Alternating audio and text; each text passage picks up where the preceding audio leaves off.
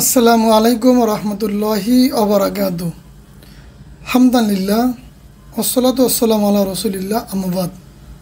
বন্ধুরা, আজকে আমরা যে বাক্যের তারকিব শিখব সেটি হচ্ছে জা জাইদুন নাফসুহু। আমি আবার রিপিট করছি, জা জাইদুন নাফসুহু। এটা হচ্ছে তারকিব। এর অর্থ কি? জা জাইদুন, জায়েদ আসলো, নাফসু নিজে নিজেই, জায়েদ নিজেই আসলো, জায়েদ নিজেই আসলো। তারকিবে কী হবে? জা ফেল, জাইদুন মুআক্কাদ, নাফসুহু মুজাফ, হু মুজাফেলাই, মুজাফ মুজাফেলাই মিলে তাকিদ, মুআক্কাদ তাকিদ মিলে ফাইল, ফেল ফাইল মিলে জুমলাতুন ফেলিয়াতুন খবরিয়া। আবার লক্ষ্য করো, জা ফেল, জাইদুন মুআক্কাদ, নাফসুহু মুজাফ, হু মুজাফেলাই, মুজাফ মুজাফেলাই মিলে মুরাক্কাব এজফি হয়ে তাকিদ, মুআক্কাদ তাকিদ মিলে ফাইল, ফেল ফাইল মিলে জুমলাতুন ফেলিয়াতুন খবরিয়া।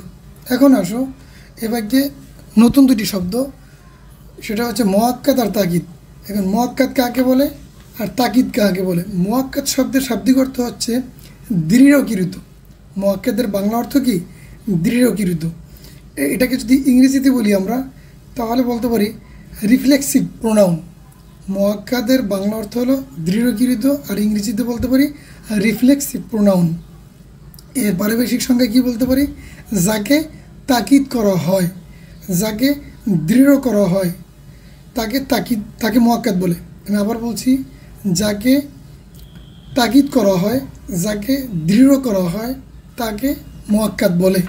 মানে জায়েদ আসছে, আবার বলা হয়েছে নিজে নিজেই। এখানে গুরুত্ব দেওয়া হয়েছে, ইমফ্যাসিস দেওয়া হয়েছে, জোর দেওয়া হয়েছে যে জায়েদ নিজে নিজেই আসছে, জায়েদ নিজেই আসছে।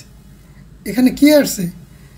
জায়েদ আসছে। আবার বলছে জায়েদ নিজেই, গুরুত্ব দিছে, ইমফ্যাসিস দিছে, জোর দিছে। সেই জন্য জায়েদিন শব্দটা তারকিবে কী হবে? মুআক্কাদ। মুআক্কাদের বাংলা অর্থ হলো দৃঢ়কৃত, ইংরেজি হলো রিফ্লেক্সিভ প্রোনাউন।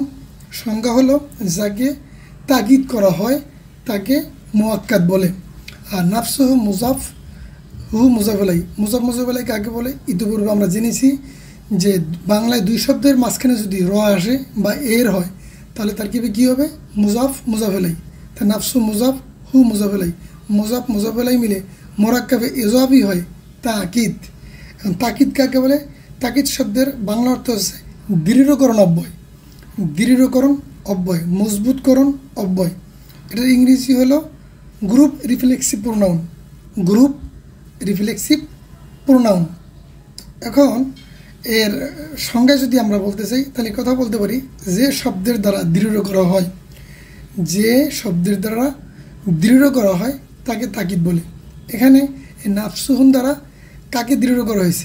জায়েদকে দৃঢ় করা হয়েছে। কীভাবে? বলল জায়েদ আসছে, যা জায়েদুন মানে কি? জায়েদ আসছে। এরপরে বলা হয়েছে নাফসু, অর্থাৎ জায়েদ নিজেই আসছে।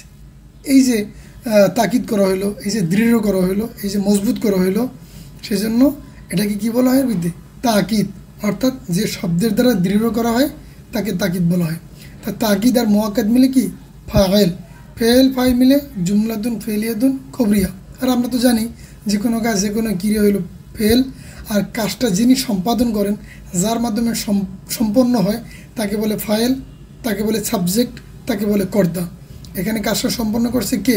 কে আসলো? কার দ্বারা কাজটা সম্পন্ন হয়েছে? জায়েদের মাধ্যমে। এই জন্য সব মিলে এগুলো একত্রে হয় কী হইলো? জায়েদ হয়েছে ফাইল, ফেল ফাইল মিলে জুমলাতুন ফেলিয়াতুন খবরিয়া।